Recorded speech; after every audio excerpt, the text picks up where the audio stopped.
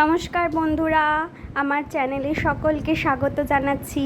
আজকের মেনুতে আছে বাসন্তী পোলাও, কষা আলুর দম, আমের চাটনি আর পাঁপড় ভাজা।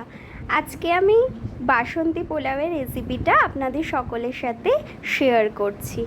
প্রথমেই আমি 1 কৌটো চাল ভালো করে ধুয়ে সাদা না হওয়া পর্যন্ত জলটা ভিজিয়ে রেখেছি 1 ঘন্টা।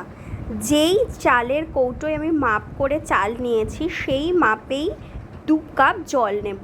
মানে যদি 1 কৌটো চাল নিই তাহলে 2 কৌটো জল নেব। জলটাকে আমি বয়েল করতে বসিয়ে দিলাম। এবার কড়াইতে একটু ঘি আর তার সাথে একটু সাদা তেল গরম করে নেব। এইবারে কড়াইতে তেজপাতা, গোটা গরম মশলা ফোড়ন দিলাম, দিয়ে হালকা নাড়াচাড়া করে নেব। এরপর ভেজানো কাজু বাদামটা আমি কড়াইতে দিয়ে দেব এই ঘি আর সাদা তেলটার ওপর। কাজু বাদামটা ভাজা হতে সময় নেয়, তাই কাজু বাদামটা ফার্স্টেই দিয়ে দিলাম।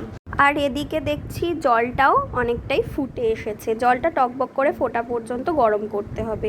এবার হালকা নাড়াচাড়া করে দেখছি কাজু বাদামটা বেশ লাল হয়ে আছে। এবার জল ঝরানো চালটাকে আমি দিয়ে দিলাম। এর মধ্যে একটু আদা কুড়ে দিয়েছি, আর এর মধ্যেই পরিমাণ মতো নুন, একটুখানি হলুদ, একটুখানি গরম মশলার গুঁড়ো আর কয়েকটা কিশমিশ দিয়ে ভালো করে নাড়াচাড়া করে হালকা করে ভেজে নিচ্ছি।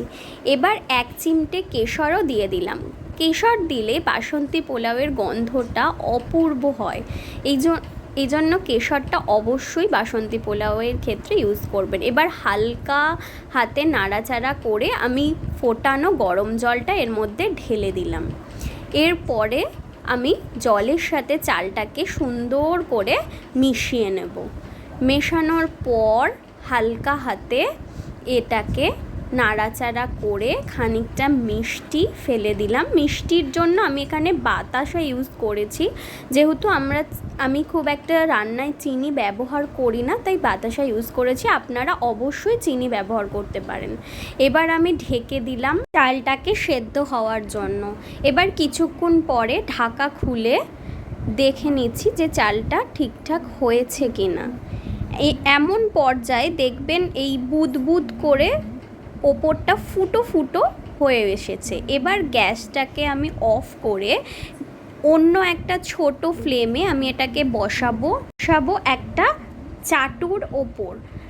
কারণ এতে পুরো পোলাওয়ের মধ্যে হিটটা প্রপারভাবে যাবে। তাই জন্য গ্যাসটাকে সিম করে মিনিট 10 জন্য একদম এটাকে লক করে আমি বসিয়ে দিলাম। এর ফলে বাসন্তী পোলাও খুব সুন্দর ঝরঝরে হয়।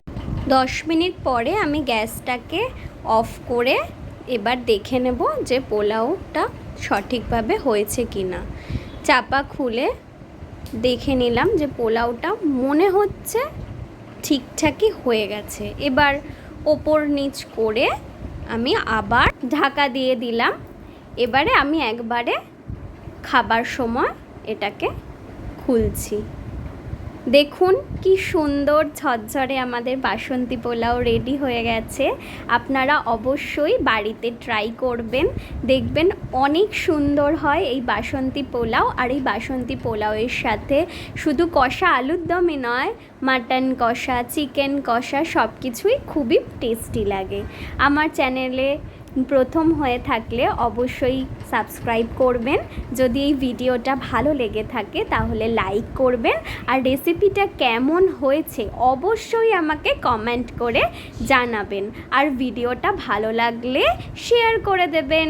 Thank you.